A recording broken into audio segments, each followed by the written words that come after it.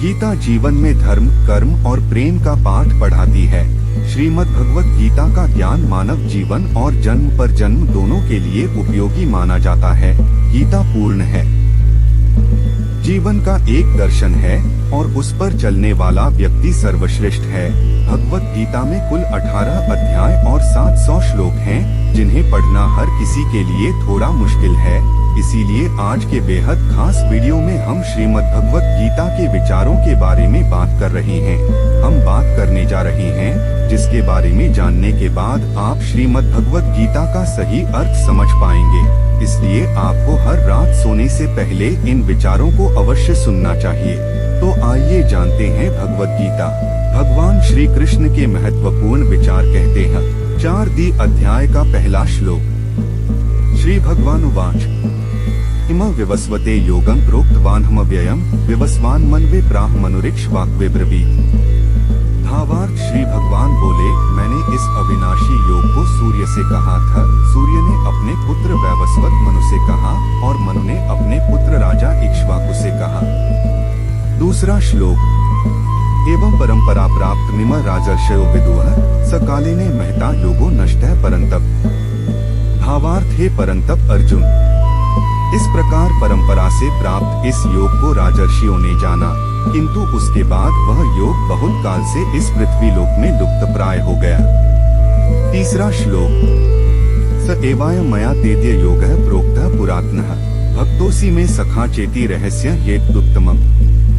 भावार्थ, तू मेरा भक्त और प्रिय सखा है, इसलिए वही यह पुरातन योग आज मैंने तुझको कहा है, क्योंकि यह बड़ा ही उत्तम रहस्य है, अर्थात गुप्त रखने योग्य विषय है। चौथा श्लोक। अर्जुन उवाच अपरं भवतो जन्म परं जन्म विवस्वतः कथमेतद्विजानीया त्वमादौ प्रोक्तवानिति। भावार्थ, अर्जुन ने कहा, सूर्य देव का जन्म तो सृष्टि के प्रारंभ हुआ है और आपका जन्म तो अब हुआ है, तो फिर मैं कैसे समझूं कि सृष्टि के आरंभ में आपने ही इस योग का उपदेश दिया था। 5वां श्लोक। श्री भगवान उवाच बहूनि में व्यतीतानि जन्मानि तव चार्जुन तान्येह वेद सर्वाणि न त्वं वेत्थ परंतप। भावार्थ, श्री भगवान ने कहा, हे परंतप अर्जुन, मेरे और तेरे अनेकों जन्म हो चुके हैं, मुझे तो वह सभी जन्म याद है, लेकिन तुझे कुछ भी याद नहीं है। 6वां श्लोक। अजोपि सन्नव्ययात्मा भूतानामीश्वरोपि सन् प्रकृतिं स्वामधिष्ठाय संभवाम्यात्ममाया। भावार्थ, यद्यपि मैं अजन्मा और अविनाशी समस्त जीवात्माओं का परमेश्वर स्वामी होते हुए भी अपनी अपरा प्रकृति महामाया को अधीन करके अपनी पराप्रकृति योग माया से प्रकट होता हूँ।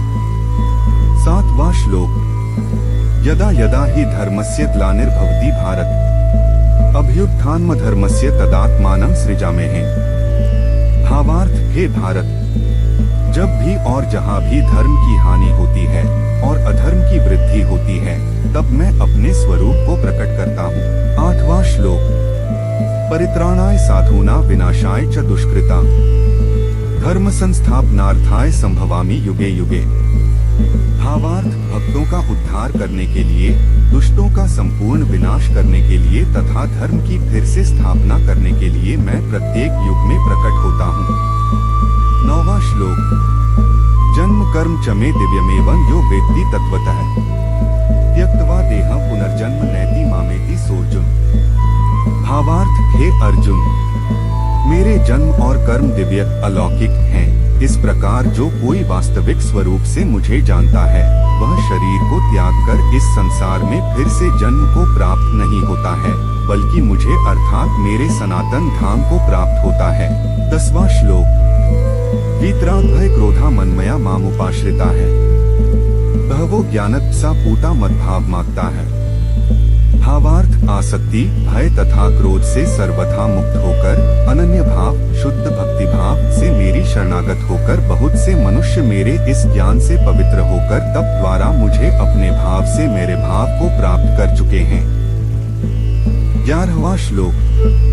ये यथा मां प्रपद्यन्ते तांस्तथैव भजाम्यहम् मम वर्तमानुवर्तन्ते मनुष्याय पार्थ सर्वशः। भावार्थ, हे पृथापुत्र, जो मनुष्य जिस भाव से मेरी शरण ग्रहण करता है, मैं भी उसी भाव के अनुरूप उनको फल देता हूँ। प्रत्येक मनुष्य सभी प्रकार से मेरे ही पद का अनुगम करते हैं। 12वां श्लोक। कांक्षन्तः कर्मणा सिद्धि यजन्त यह देवता है। क्षिप्र ही मानुषे लोके सिद्धिर्भवति कर्मजा। भावार्थ, इस संसार में मनुष्य फल की इच्छा से सकाम कर्म यज्ञ करते हैं और फल की प्राप्ति के लिए वह देवताओं की पूजा करते हैं। उन मनुष्यों को उन कर्मों का फल इसी संसार में निश्चित रूप से शीघ्र प्राप्त हो जाता है। 13वां श्लोक। चातुर्वर्ण्य मया सृष्ट गुणकर्म विभागशः तस्य कर्तारमपि मा विद्धय कर्तारं व्ययम्। भावार्थ, प्रकृति के 3 गुणों सत रज तम के आधार पर कर्म को 4 विभागों ब्राह्मण क्षत्रिय वैश्य और शूद्र में मेरे द्वारा रचा गया। इस प्रकार मानव समाज की कभी न बदलने वाली व्यवस्था का कर्ता होने पर भी तू मुझे अकर्ता ही समझ। 14वां श्लोक। न मा कर्माणि लिम्पन्ति न मे कर्मफले स्पृहा इति मा योऽभिजानाति कर्मभिर्न स बध्यते। भावार्थ, कर्म के फल में मेरी आसक्ति न होने के कारण कर्म मेरे लिए बंधन उत्पन्न नहीं कर पाते हैं। इस प्रकार से जो मुझे जान लेता है, उस मनुष्य के कर्म भी उसके लिए कभी बंधन उत्पन्न नहीं करते हैं। 15वां श्लोक। एवं ज्ञात्वा कृतं कर्म पूर्वैरपि मुमुक्षुभिः कुरु कर्मैव तस्मात् त्वं पूर्वैः पूर्वत्रं कृतम्। भावार्थ, पूर्व समय में भी सभी प्रकार के कर्म बंधन से मुक्त होने की इच्छा वाले मनुष्यों ने मेरी इस दिव्य प्रकृति को समझकर कर्तव्य कर्म करके मोक्ष की प्राप्ति की। इसलिए तू भी उन्हीं का अनुसरण करके अपने कर्तव्य का पालन कर। 16वां श्लोक। किं कर्म किं कर्मेति कवयोऽप्यत्र मोहिता है तत्ते कर्म प्रवक्ष्यामि यज् ज्ञात्वा मोक्ष्य से शुभान्। भावार्थ, कर्म क्या है और अकर्म क्या है, इस विषय में बड़े से बड़े बुद्धिमान मनुष्य भी मोहग्रस्त रहते हैं। इसलिए उन कर्म को मैं तुझे भली भांति समझा कर कहूँगा, जिसे जानकर तू संसार के कर्म बंधन से मुक्त हो सकेगा। 17वां श्लोक। कर्मणो ह्यपि बोद्धव्यं बोद्धव्यं च विकर्मणः अकर्मणश्च बोद्धव्यं गहना कर्मणो गतिः। भावार्थ, कर्म को भी समझना चाहिए तथा अकर्म को भी समझना चाहिए और विकर्म को भी समझना चाहिए, क्योंकि कर्म की सूक्ष्मता को समझना अत्यंत कठिन है। 18वां श्लोक। कर्मण्य कर्म यह पश्येत् कर्मणि च कर्म यः स बुद्धिमान मनुष्येषु स युक्तः कृत्स्न कर्म कृत्। भावार्थ, जो मनुष्य कर्म में अकर्म शरीर को कर्ता न समझकर आत्मा को कर्ता देखता है और जो मनुष्य अकर्म में कर्म आत्मा को कर्ता न समझकर प्रकृति को कर्ता देखता है, वह मनुष्यों में बुद्धिमान है और वह मनुष्य समस्त कर्मों को करते हुए भी सांसारिक कर्मफलों से मुक्त रहता है। 19वां श्लोक। महापुरुषों का आचरण। यस्य सर्वे समारंभाः काम संकल्प वर्जिता है ज्ञानाग्निद्वित कर्माण तमाहुः पंडितम् बुधा है। भावार्थ, जिस मनुष्य के निश्चय किए हुए सभी कार्य बिना फल की इच्छा के पूरी लगन से संपन्न होते हैं तथा जिसके सभी कर्म ज्ञान रूपी अग्नि में भस्म हो गए हैं, बुद्धिमान लोग उस महापुरुष को पूर्ण ज्ञानी कहते हैं। 20वां श्लोक। त्यक्त्वा कर्मफलासंगं नित्य तृप्तो निराश्रयः कर्मण्यभिप्रवृत्तोऽपि नैव किंचित् करोति सः। भावार्थ, जो मनुष्य अपने सभी कर्मफलों की आसक्ति का त्याग करके सदैव संतुष्ट तथा स्वतंत्र रहकर कार्यों में पूर्ण व्यस्त होते हुए भी वह मनुष्य निश्चित रूप से कुछ भी नहीं करता है। 21वां श्लोक। निराशीर्यत् चित्तात्मा त्यक्त सर्वपरिग्रहः शारीरं केवलं कर्म कुर्वन्नाप्नोति किल्बिषम्। भावार्थ, जिस मनुष्य ने सभी प्रकार के कर्मफलों की आसक्ति और सभी प्रकार की संपत्ति के स्वामित्व का त्याग कर दिया है, सा शुद्ध मन तथा स्थिर बुद्धि वाला केवल शरीर निर्वाह के लिए कर्म करता हुआ कभी पापरूपी फलों को प्राप्त नहीं होता है। 22वां श्लोक। यदृच्छालाभ संतुष्टो द्वंद्वातीतो विमत्सरः समः सिद्धाव सिद्धौ च कृत्वापि न निबध्यते। भावार्थ, जो मनुष्य स्वतः प्राप्त होने वाले लाभ से संतुष्ट रहता है, जो सभी द्वंद्वों से मुक्त और किसी से ईर्ष्या नहीं करता है, जो सफलता और असफलता में स्थिर रहता है, यद्यपि सभी प्रकार के कर्म करता हुआ कभी बंधता नहीं है। 23वां श्लोक। गतसंगस्य मुक्तस्य ज्ञानावस्थित चेतसः यज्ञायाचरतः कर्म समग्रं प्रविलीयते। भावार्थ, प्रकृति के गुणों से मुक्त हुआ तथा ब्रह्म ज्ञान में पूर्ण रूप से स्थित और अच्छी प्रकार से कर्म का आचरण करने वाले मनुष्य के सभी कर्म ज्ञान रूप ब्रह्मा में पूर्ण रूप से विलीन हो जाते हैं। 24वां श्लोक। यज्ञ और यज्ञफल। ब्रह्मार्पण ब्रह्मा हविर्ब्रह्माग्रौ ब्रह्मणाहुतम् ब्रह्मैव तेन गंतव्यम ब्रह्म कर्मसमाधिना। भावार्थ, ब्रह्म ज्ञान में स्थित उस मुक्त पुरुष का समर्पण ब्रह्मा होता है।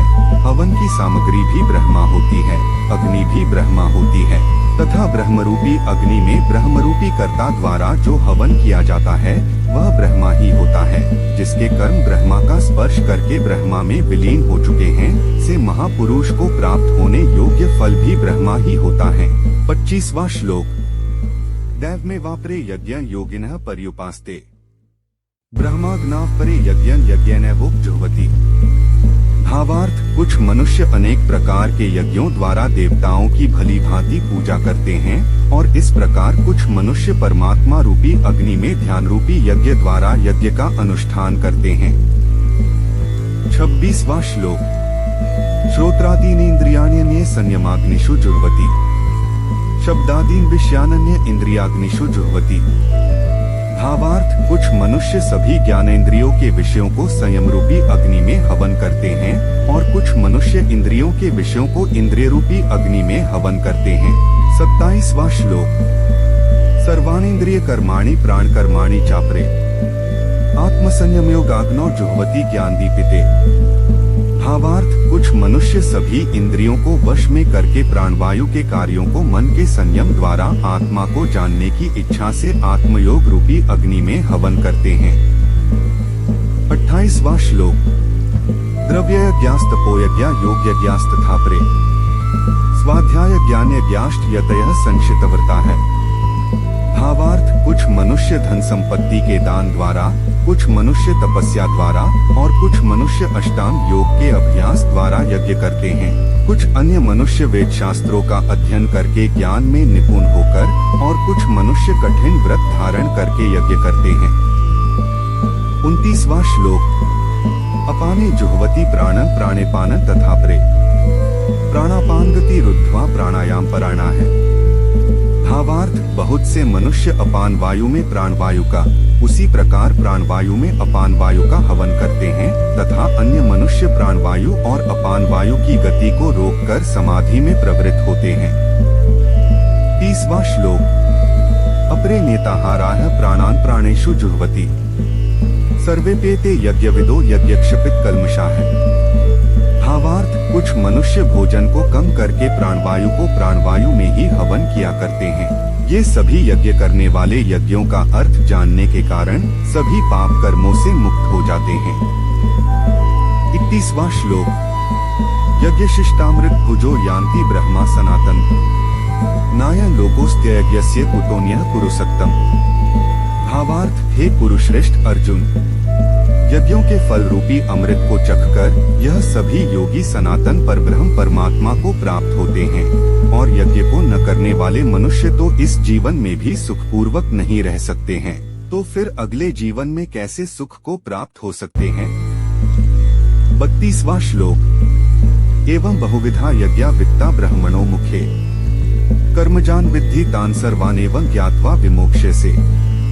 भावार्थ, इसी प्रकार और भी अनेकों प्रकार के यज्ञ वेदों की वाणी में विस्तार से कहे गए हैं। इस तरह उन सबको कर्म से उत्पन्न होने वाले जानकर तू कर्म बंधन से हमेशा के लिए मुक्त हो जाएगा। 33वां श्लोक। ज्ञान की महिमा। श्रेयांद्रव्यम्याद्य ज्ञाज ज्ञानयज्ञः परन्तप सर्वं कर्माखिलं पार्थ ज्ञाने परिसमाप्यते। भावार्थ, हे परंतप अर्जुन, धन संपदा के द्वारा किए जाने वाले यज्ञ की अपेक्षा ज्ञान यज्ञ अत्यंत श्रेष्ठ है तथा सभी प्रकार के कर्म ब्रह्म ज्ञान में पूर्ण रूप से समाप्त हो जाते हैं। 34वां श्लोक। तद्विद्धि प्रणिपातेन परिप्रश्नेन सेव्या उपदेक्ष्यन्ति ते ज्ञान ज्ञानिनस्तत्वदर्शिनः। भावार्थ, यज्ञों के उस ज्ञान को तू गुरु के पास जाकर समझने का प्रयत्न कर, उनके प्रति पूर्ण रूप से शरणागत होकर सेवा करके विनीत भाव से जिज्ञासा करने पर वे तत्वदर्शी ब्रह्मज्ञानी महात्मा तुझे उस तत्वज्ञान का उपदेश करेंगे। 35वां श्लोक। यज्ञात्वा न पुनर्मोहमेवं यास्यसि पांडव येन भूतान्य शेषेन द्रक्ष्यस्यात्मन्यथो मयि। भावार्थ, हे पांडुपुत्र, उस तत्वज्ञान को जानकर फिर तू कभी इस प्रकार के मोह को प्राप्त नहीं होगा तथा इस जानकारी के द्वारा आचरण करके तू सभी प्राणियों में अपनी ही आत्मा का प्रसार देखकर मुझ परमात्मा में प्रवेश पा सकेगा। 36वां श्लोक। अपि चेत्सि पापेभ्यः सर्वेभ्यः पापकृत्तमः सर्वं ज्ञानप्लवेनैव वृजिनः सन्तरिष्यसि। भावार्थ, यदि तू सभी पापियों से भी अधिक पाप करने वाला है तो भी तू मेरे ज्ञान रूपी नौका द्वारा निश्चित रूप से सभी प्रकार के पापों से छूटकर संसार रूपी दुख के सागर को पार कर जाएगा। 37वां श्लोक। यथैधांसि समिद्धोऽग्निर्भस्मसात् कुरुतेऽर्जुन ज्ञानाग्निः सर्वकर्माणि भस्मसात् कुरुते तथा। भावार्थ, हे अर्जुन, जिस प्रकार अग्नि ईंधन को जलाकर भस्म कर देती है, उसी प्रकार यह ज्ञान रूपी अग्नि सभी सांसारिक कर्मफलों को जलाकर भस्म कर देती है। 38वां श्लोक। न हि ज्ञानेन सदृशं पवित्रमें विद्यते तत्स्वयं योग संसिद्धः कालेनात्मनि विन्दति। भावार्थ, इस संसार में ज्ञान के समान पवित्र करने वाला निःसंदेह कुछ भी नहीं है। इस ज्ञान को तू स्वयं अपने हृदय में योग की पूर्णता के समय अपनी ही आत्मा में अनुभव करेगा। 39वां श्लोक। श्रद्धावान् लभते ज्ञान तत्परः संयतेन्द्रियः ज्ञान लब्ध्वा परां शांतिं चिरेणाधिगच्छति। भावार्थ, जो मनुष्य पूर्ण श्रद्धावान है और जिसने इंद्रियों को वश में कर लिया है, वही मनुष्य दिव्य ज्ञान को प्राप्त होकर वह तत्क्षण भगवत प्राप्ति रूपी परम शांति को प्राप्त हो जाता है। 40वां श्लोक। अज्ञश्च श्रद्धानश्च संशयात्मा विनश्यति नाय लोकोस्ति न परो न सुखं संशयात्मनः। भावार्थ, जिस मनुष्य को शास्त्रों का ज्ञान नहीं है, शास्त्रों पर श्रद्धा नहीं है और शास्त्रों को शंका की दृष्टि से देखता है, वह मनुष्य निश्चित रूप से भ्रष्ट हो जाता है। इस प्रकार भ्रष्ट हुआ संशयग्रस्त मनुष्य न तो इस जीवन में और न ही अगले जीवन में सुख को प्राप्त होता है। 41वां श्लोक। योग संन्यस्त कर्माण ज्ञान सन्निसंशयम् आत्मवन्त न कर्माणि निबध्नन्ति धनंजय। भावार्थ, हे धनंजय, जिस मनुष्य ने अपने समस्त कर्म के फ्लो का त्याग कर दिया है और जिसके दिव्य ज्ञान द्वारा समस्त संशय मिट गए हैं, ऐसे आत्मपरायण मनुष्य को कर्म कभी नहीं बांधते हैं। 42वां श्लोक। तस्माद् ज्ञान संभूतं हृत्स्थं ज्ञानासीनात्मनः चित्वैन संशय योगमातिष्ठोत्तिष्ठ भारत। भावार्थ, अत हे भरतवंशी अर्जुन, तू अपने हृदय में स्थित इस अज्ञान से उत्पन्न अपने संशय को ज्ञान रूपी शस्त्र से काट और योग में स्थित होकर युद्ध के लिए खड़ा हो जा। तत्सदिति श्रीमद्भगवद्गीतासु उपनिषत्सु ब्रह्म विद्यायां योग शास्त्रे श्री कृष्णार्जुन संवादे दिव्य ज्ञान योगो नाम चतुर्थोऽध्यायः। इस प्रकार उपनिषद, ब्रह्म विद्या तथा योग शास्त्र रूप श्रीमद् भगवद गीता के श्री कृष्ण अर्जुन संवाद में दिव्य ज्ञान योग नाम का चौथा अध्याय संपूर्ण हुआ।